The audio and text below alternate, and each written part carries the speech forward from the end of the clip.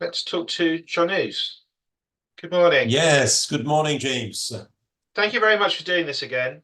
I think it's last February we did it, but obviously been plenty of developments in the sector since then. But nevertheless, even though you done it before, can I just ask you, as usual, just to sort of introduce the fund a bit first, please, and then we'll come to some questions. Sure. Ecofin Global Utilities and Infrastructure Trust. This is a trust which we launched in 2016 out of a strategy which Ecofin has been running for over 15 years in different formats. Ecofin is, for those of you who don't know us, is a specialist of infrastructure and the energy transition. The name originally, when the firm was founded over 30 years ago, used to stand for Ecology and Finance. And frankly, we haven't changed the focus. We are investment specialists. We define ourselves as a sustainable investment firm, and we very much invest in listed equities in the utilities and infrastructure space worldwide. So that's a brief intro. What I suggest in the next sort of 20 minutes or so is to run through the strategy through three different aspects. I will obviously introduce an overview of the trust and the strategy. I will also describe how we see the current investment opportunity to invest in global infrastructure as pretty historic. And I'll finish with some elements of valuation. So first of all, an overview of the strategy. I'll start with performance. As you can see, since we last spoke in February last year, it's been quite challenging for infrastructure and utilities worldwide. I would say the main factor to blame is really the evolution of interest rates, particularly in the US. The steepening yield curve in the US, the gradual increase in the US 10-year Treasury yields has been a very serious headwind to long-duration business models as the ones we have in infrastructure and utilities specifically. And actually, in the last quarter of 2023 calendar year, when we saw somewhat of a mean reversion in US 10 years, performance dramatically increased very quickly. But overall, let's say the past 12 months have been very challenging. The month of March 2024, much better, as you can see on this slide. And probably the point to highlight is that over the long run, despite the challenging past 12 months, the strategy delivers its objectives. Over the past 5 years, the NAV and the share price have increased by roughly 55%. And since admission of the shares in 2016, the trust has delivered around 9% NAV increase per annum and around, close to 10% share price increase per annum, which is, in terms of total return, pretty much twice the return delivered by the sector indices or the FTSE. So that's very much the objective, to stick to those long-term resilient type of annual returns. Strategy overview. It's a global strategy, as I mentioned, exclusively investing in listed equities. We aim at keeping sort of a balance between North America and Pan-Europe, so UK, Europe. We've capped the exposure to emerging markets at 10%. That's mostly for risk purposes, plenty of opportunities in emerging markets, but to be honest, our strategy is largely driven by the opportunities that we see in OECD markets. And then the strategy aims at delivering a combination of income and growth. Income, portfolio yield around 4%. And growth, and that's a bit less intuitive when you think utilities in particular. Growth is actually much more sustained than a lot of people or generalist investors may have in mind. We estimate that dividends are here to grow by 5 to 7% per annum over the medium term. That's very much the type of profile we have in our portfolio. And that's a structural trend, very hardly cyclical, very structural, and we believe largely related to the energy transition phenomenon, which I will describe in a minute. So that's for the very broad overview. Target total return 6 to 12% per annum. I just mentioned the achieved total return since inception. And I'll finish on that slide by just reminding you of the investment universe. It's a reasonably strict definition of infrastructure through electric and gas utilities, first segment, with a growing proportion of renewable energy in there. Then environmental services, this is water, waste management in particular.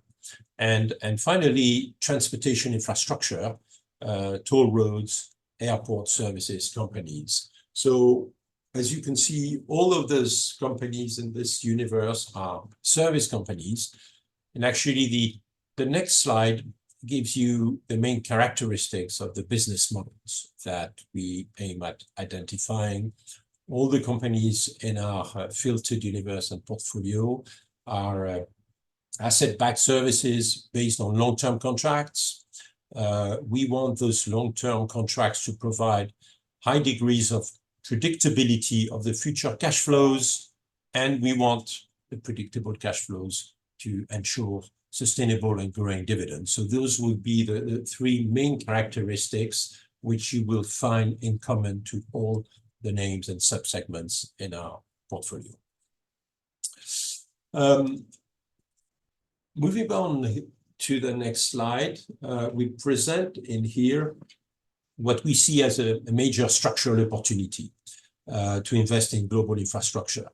The space, and particularly the utilities portion of infrastructure, is going through a dramatic transformation on the back of the energy transition.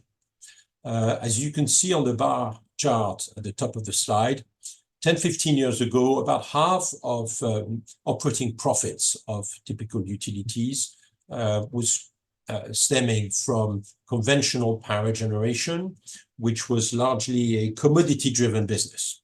So volatile type of business model. Today, this proportion has shrunk to about 10% only, while 80% of a typical large utility nowadays, particularly in Europe, UK, 80% of operating profits from large utilities are actually fully contracted and give you high levels of predictability of the pricing. So this is a combination of regulated models, typically in networks, or fully contracted long-term service contracts, which we typically see in the renewables, large renewable contracts. So 80% of the cash flows of utilities are now very much contracted and predictable. This means overall exposure to stronger growth because renewables are a strong growth industry.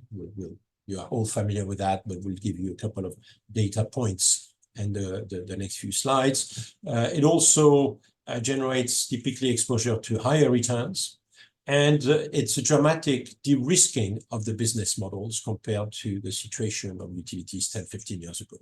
That's a structural evolution which is well engaged in UK, Europe. We estimate that about 30% of the EBITDA of Europe's 10 largest utilities derive from renewables. And it's only still less than 10% in the US, which is the situation where Europe was 8-10 years ago. So it's moving fast. It's structural evolution. Some countries are going much faster than others. And I like to mention the example of the UK, which 15 years ago was still generating half of its electricity out of coal, and coal power generation now represents less than 1% of total power generation in the UK. So a dramatic transformation in less than 15 years. In the next slide, we illustrate what I just mentioned, i.e. an exposure to structural growth, which we find extremely attractive, compelling. On the left-hand side, you see some figures which most of you would be familiar with. how the investment in renewable electricity's capacity is massive worldwide. This is a global statistic. Most consultants would tell you that estimates are that investment in renewable electricity capacity will represent about twice the gigawatt capacity over the next 5 years compared to the past 5 years, so a doubling of capacity investments. This is very much the result of the dramatic political commitment to the Paris agreements, to the decarbonization of the planet by 2050, for more than 90% of the global GDP. Even China is actually committed to decarbonizing its economy by 2060, which is only 10 years behind the Western countries. So that's a significant evolution. And look on the right-hand side, what CapEx acceleration means for share prices and valuations. Typically in our space, we've taken the example of Terna, Italian power network company. You see the blue bars represent the evolution of Terna's CapEx budget. And as you can see, there's quite a strong correlation with the evolution of its share price. Interestingly, Terna announced a few weeks ago a massive acceleration of its CapEx program for Italy in the next 5 years, which came about 60% above market expectations. So that gives you an idea of how fast the CapEx budgets are being increased for networks in general, and notably to adapt to the development of renewable electricity, about twice the budget for Italy in general or Germany in the next 5 years compared to the past 5 years. So sustained growth. And more recently, we've heard about, you've all read in the press about some accelerating factor for demand of electricity related to data centers. At the top of this slide, you see how we expect electricity demand to evolve and grow in the next few years in the US. It's quite a tangible acceleration by the end of the decade, related to development of electric vehicles, data centers, reshoring. That's partly an implication of the IRA program, massive investment program in the US. But I think it's worth spending a minute on what's going on with data centers. Amazon actually signed an interesting contract earlier this year with a US utility to provide baseload electricity. And the estimates are that in the next few years, you're going to see a massive acceleration, about 5 times the typical power demand from AI data centers, particularly in the US, but actually it's bound to be a global phenomenon. And look at what happens to those companies which are positioned to potentially benefit from this phenomenon, because they provide baseload power supplies.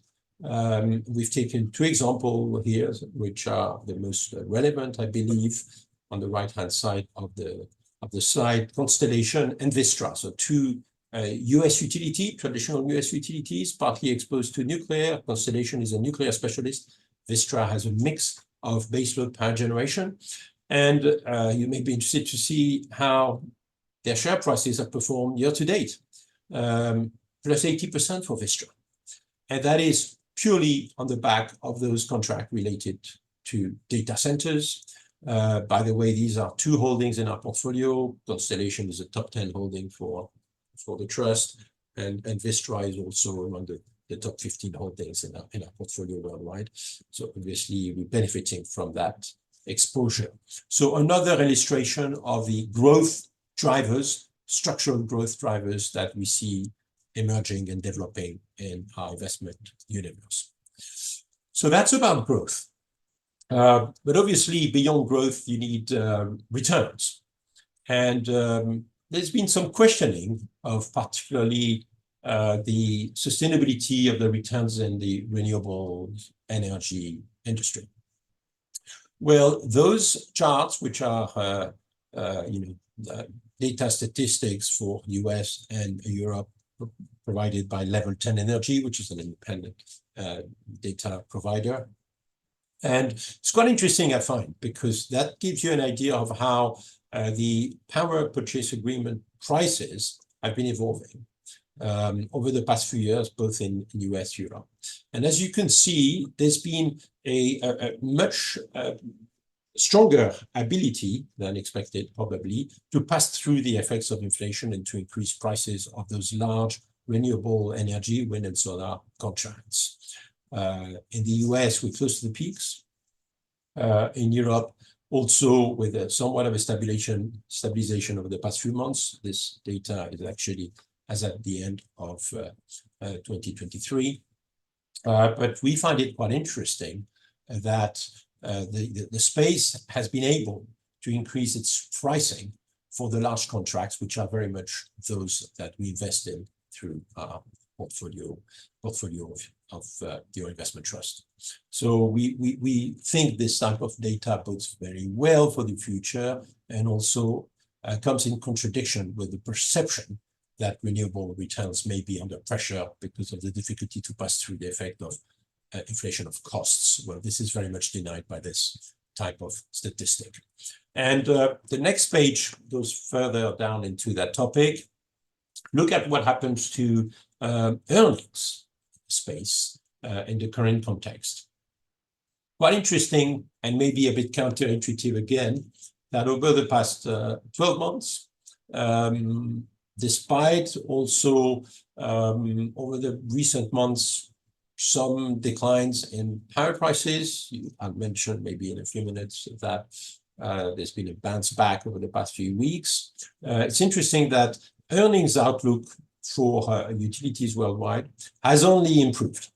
So at a time when utilities have been very much challenged on the stock market, there's a major discrepancy between the performance of a lot of those names over the past 12 months, again, very much on the back of evolution of interest rates, and the reality of the profitability and earnings outlook for those companies. The chart on the left-hand side is actually how earnings expectations have evolved over the past 12 months. And they are roughly today about 6% higher than what, 5 or 6% higher than where they were a year ago. So analysts have been raising their estimates, and companies have been raising their guidance, both in Europe and the US, in an environment which is perceived by listed equities markets as challenging. Well, this is again a contradiction of that. And on the right-hand side, you see how we expect US utilities to be able to accelerate their EPS growth per annum over the next few years, from a typical about 3% compound annual growth rate to about 9%. So it's a massive acceleration of the top line, but also the bottom line for the space. And now I get to the last part of this brief presentation before we open to Q&A, of course, and it's about valuation. So I mentioned how challenged the space has been in listed equities markets over the past 12 months, and look at what it means in terms of relative valuations of the space. We are close to historic lows in terms of relative PEs for European utilities, US utilities, infrastructure in general. Those levels are quite striking to me, especially in the context of fundamentals, which we only see strengthening rather than deteriorating from what we can see in our portfolio. And with EGL, so the trust, you also have a portfolio which we believe is well positioned. Which is actually cheaper, much cheaper than the general equities market, but also actually quite cheaper than the typical infrastructure or utility sectors. You see that at the bottom end, right bottom end of the slide. One year forward EV/EBITDA of 8.5 times, PE of about 11.7 times, when typically global infrastructure are trading on around 15 times, and a dividend yield of close to 5% for the portfolio, the current portfolio.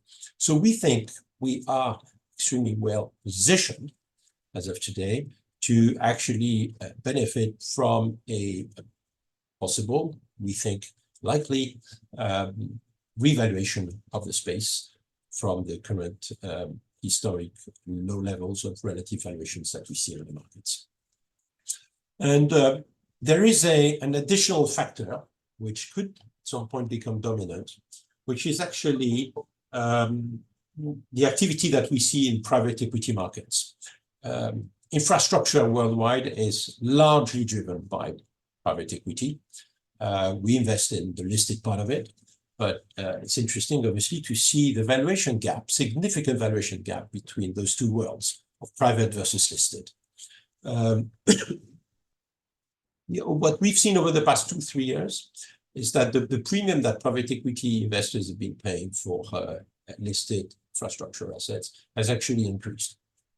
So it seems that private equity investors tend to be much more optimistic about the long-term perspectives of infrastructure and utilities worldwide than typically listed investors, who tend to be maybe shorter term, as we all know. And we are starting to see some consolidation. We've seen massive consolidation, for example, in a market like Australia, where you had 3 major companies taken out in the past couple of years, and a few takeover bid attempts as well in Australia. And we actually, I mean, more recently, Encavis, a German renewable energy developer, was taken out by KKR, more than 50% premium to the last share price. And interestingly, we see, and you all know that the major private equity players in the world, in the infrastructure world, have been raising massive tens of billions of dollars over the past 3 months even.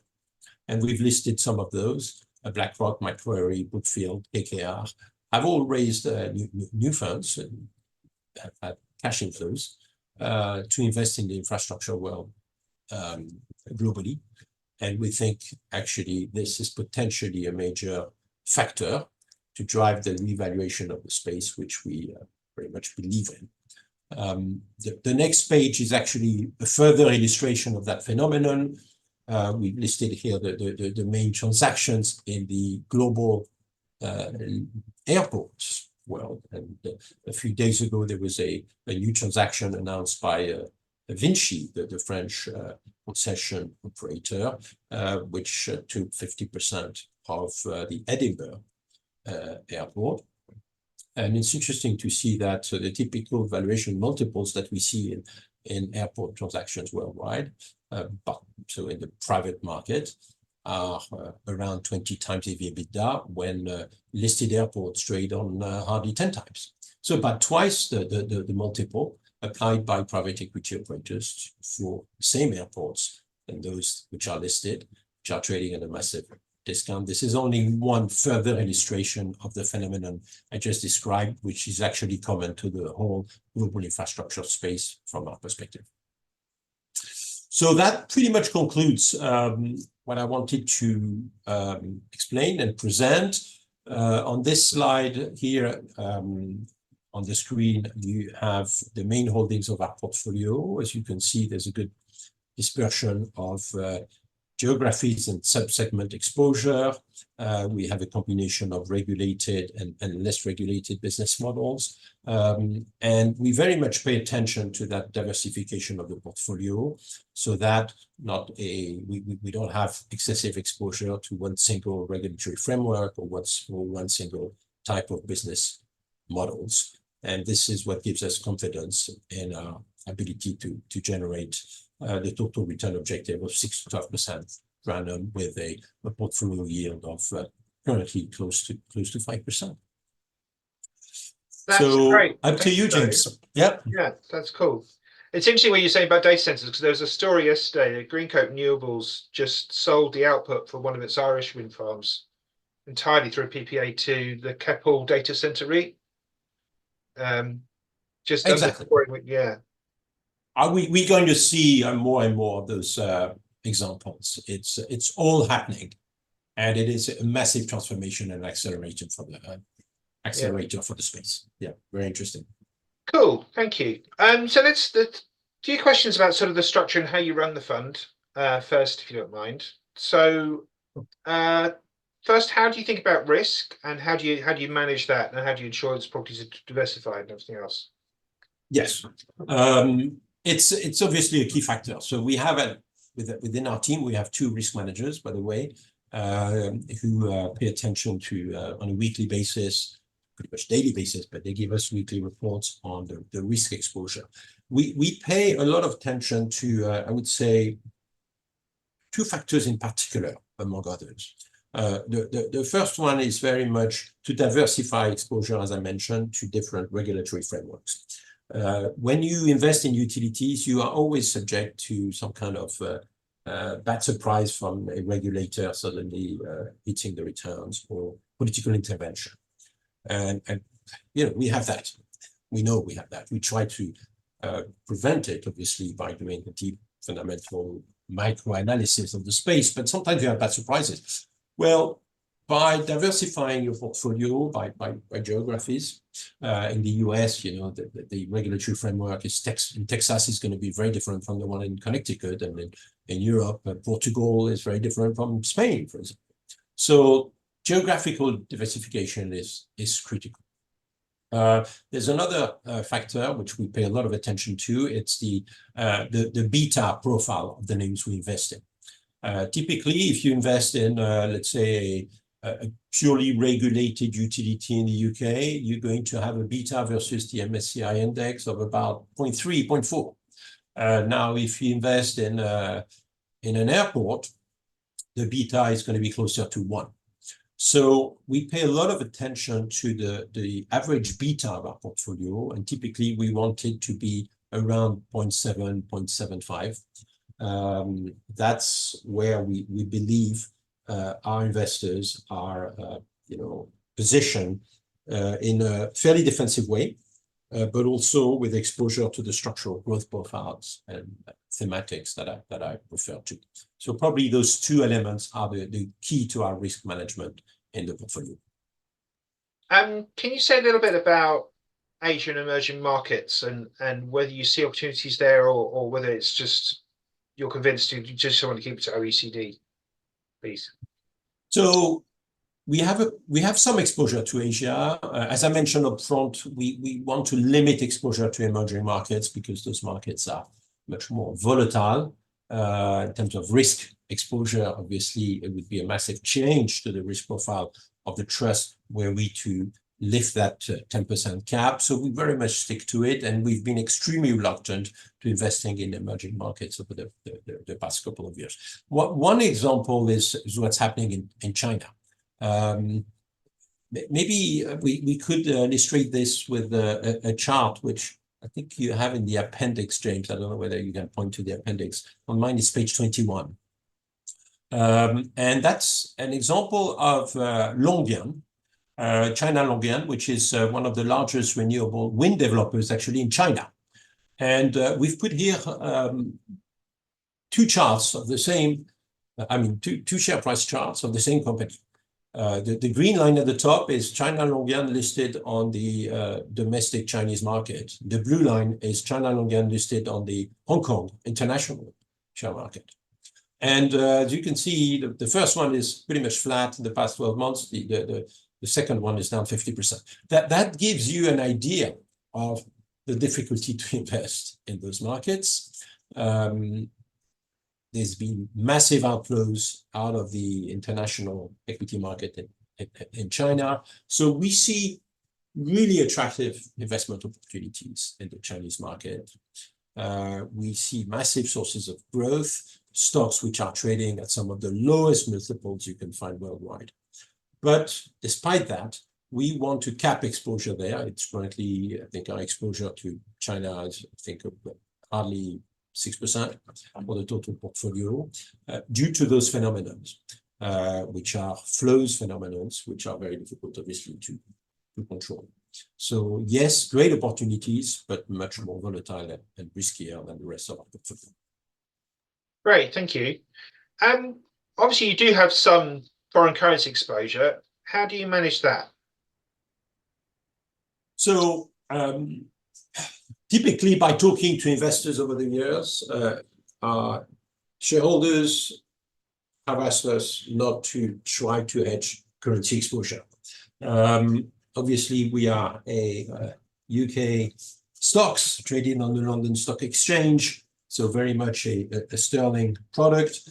And 85 to 90% of our portfolio is outside the UK. So yes, we have international currency exposure, but we provide a pretty clear description of our geographical exposure and currency exposure on a monthly basis. We don't change it dramatically. And while we have in our status the facility to hedge our currency exposure in some exceptional circumstances, we've done it in a couple of occasions in the past, very special occasions, notably when there's a big election coming up, those kind of situations. But typically, we don't hedge currencies. We provide the geographical and currency exposure. Great, thank you. There's a couple of questions about sort of ESG type stuff. So firstly, how do you factor ESG into investment decisions when you're doing them in the first place? And then secondly, do you kind of engage with the management of the companies at all? And can you give us an example of maybe you've done that? Sure. So ESG, of course, it's part of our DNA at Ecofin. As I mentioned again, ecology and finance, over the past 30 years, we spend the bulk of our time analyzing particularly the E of ESG. We are environmental specialists. So we want to make sure that our strategies actually deliver some progress in decarbonization and electrification, which are two structural trends we think in the energy transition. What I would say, though, is that we are not an impact focused portfolio manager in the case of this trust. This is not an impact strategy. Thank you for showing this table, James. Yes, as you can see, the outcome of the portfolio delivers actually a cleaner portfolio than the sector and the economy in general. So, but we are much more interested in EGL in analyzing the direction of travel. And that flexibility, rather than having ex ante filtering criteria, that flexibility in getting exposure to carbon intensive companies allows us to invest in those companies which decarbonize the fastest and get exposure to stronger growth and on-sale returns. That's how we invested in a company like Drax at a time when it was still largely exposed to coal and now has almost 0% exposure to coal. That's how we invested at the very early stage into RWE, Germany, just as they swapped some assets with E.ON at the time and became very much a clean power generator as opposed to a coal-fired power generator before. So we are interested in the direction of travel. We use ESG as an analytical tool, not as an exclusion criteria. Sorry, long answer, James, but trying to good one. Explain how we use it. Yeah. Just engagement. You asked me about engagement as well. Oh, yes, exactly. Yeah. So we are not activists, to make it straight for the record, but we do express views, and we've done it recently with a couple of companies. In our top 10, you may have noticed that we have an exposure to an Italian company called ENAV. Maybe a lot of you are not familiar with ENAV. ENAV is the air traffic controller with the monopoly in the Italian air market. So we find it a very attractive regulated business model. And the management of ENAV, which changed last year, started to talk about diversification, and looking for acquisitions in LATAM and non-regulated businesses. We expressed the view that these guys should very much focus on the business, and this is what they've actually clarified a few weeks ago. And the stock, which suffered, re-rated very significantly. But maybe more to your point, we wrote to, for example, to Pennon last year, when we got very concerned to see how exposed they appeared to be to the water sewage scandal in the UK and the UK coasts. So we expressed our concern about it and the necessity for those companies to disclose as much transparency as possible on those pollution matters. So that does count. And again, we go back to our environmental hat in here. So we are not activists, but we express views for sure. And we vote at every single AGM of the companies we invest in. Great, thank you. So obviously, in the investment company sector, we've seen the derating that's happened across the whole of the renewable sector, and also the infrastructure sector too, is maybe not to quite the same extent, but still quite. Are those valuations now cheaper than those in the sort of companies that aren't classified as investment companies, so equivalent kind of things? Cheaper than in what, James? Maybe, sorry, just to make sure I understand your question. Yeah, it's like a Bluefield soda cheaper than another soda company that isn't classified as an investment company. We think we really see an anomaly in the valuation of the listed infrastructure world, that's for sure. And the companies we have in our portfolio are, yes, cheaper than average. We're cheaper than average. We're cheaper than the private equivalents, but also, obviously, we are interested in those which we believe trade at very much on fair valuations for wrong reasons. Even between US and Europe, you see in US, utilities typically trade on between, I would say, 17 and 25 times earnings. Well, in Europe, you still have integrated utilities. Integrated is a very difficult model in the view of a lot of investors, difficult to value.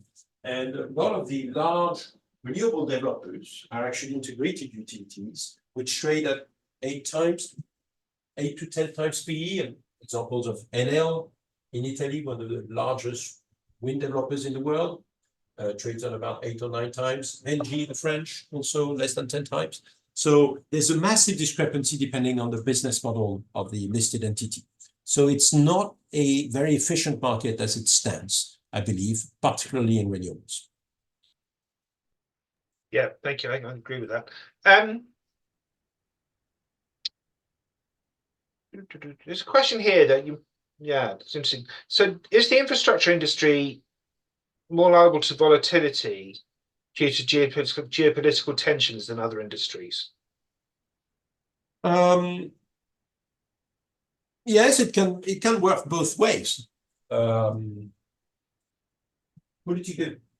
intervention, I would say, historically has been perceived as a headwind. With the debate about the decarbonization of the planet, we see it now as very much a tailwind factor. Look at what happened with the vote of the IRA reform in the US. This is massive. This is about $600 billion to invest in infrastructure for actually pretty much the decarbonization of the US economy. We have similar deals with the EU or with the UK when we see programs for carbon capture. So, in fact, the political commitment means that now political intervention is more a positive factor from my point of view and very supportive of the returns. Because if returns get affected or overly hit by regulators, investment is just not going to happen. And so I think at the moment, we'll see whether the US elections coming up can dramatically change the picture. We don't think so. Obviously, it's a perceived risk. But in general, we see political intervention as now a tailwind rather than a headwind. And that's a pretty new factor in the space. CapEx needs to happen. Thank you. Obviously, your discount's wider than probably should be. What do you think the factors are that have contributed to that, and how do you think it's going to narrow? Yeah, we find it quite unfair because, as you can see, our portfolio is transparent. So when you have a listed universe which gets hit by the market, and then you have a discount, there's a bit of a double whammy. Up until mid-2023, the trust was trading pretty much in line with the NAV, or some quite regularly at a slight premium, which allowed us to grow the trust. in an enhancing manner, obviously, for its shareholders. And the discount widened dramatically over the past 12 months, and at some point reached almost 20%, some couple of months ago. Very unfair from our perspective. Our board has been quite proactive in launching some selective buybacks. The discount is now around 9–10%, so it's narrowed again. But it's a difficult one that you're asking me, obviously, James. What we see is that the whole space of infrastructure, again, has been derated. The market has very much focused on tech segments of the economy over the past 12 months, as opposed to long duration models. Interest rates have been a very negative factor for this. But we believe, and we very much have the conviction that this is a temporary phenomenon because of the long-term value that we see underlying in the fundamentals of those companies. And again, private equity investors typically are ready to pay premiums for that rather than discounts. I mean, obviously that attracts the attention of discount players, and there's a question here about Saba. So they had a 5% stake, but I think they've already gone, so it's already fallen below 5%. Is that true? There's been a press release announcing that they passed the 5% threshold downwards. The press release was released actually last week. Yes. Yeah. I mean, is that something that will you be talking to them? Not me personally. I mean, they are a shareholder, and anything that can contribute to reducing the discount, we see it as favorably, I would say. The fact that they're paying attention to the quality of our portfolio, we're happy with that. So, frankly, and again, we've seen an interesting move in our discount over the past few weeks, moving from 17 to less than 10%. And we just hope this continues. And we see our strategy, given its long-term track record and delivery in line with what we had committed to, as a strategy which deserves to trade very much in line with its NAV. And why not at a premium, which we've seen in the past. So that's actually the delivery of performance is obviously the best way to convince discount players that there's only short-term trades to play in there. That's all I could say, but it's very hard to comment further. Yeah, that is pretty unfair to ask you. It's more of a board question. But anyway, it does feel to me like they and a number of other people are just taking advantage of the fact that these share prices are too cheap, and good luck to them, really. So thank you very much for your time today. That's been really useful. We've covered a lot of ground. Thank you, James. As usual, we'll get you back on again in about a year. But thank you for today. With pleasure. Thank you very much. Thank you, James. So next week, we will be back and talking to Ken Wotton, the manager of Strategic Equity Capital. And then we have now confirmed Gulf Investment Fund for the week after, 3rd of May, but also we have Andrew Petty on as well. And then, as we said before, we've got a full lineup all the way through now. So have a great weekend, and I will see you next Friday. Thank you very much.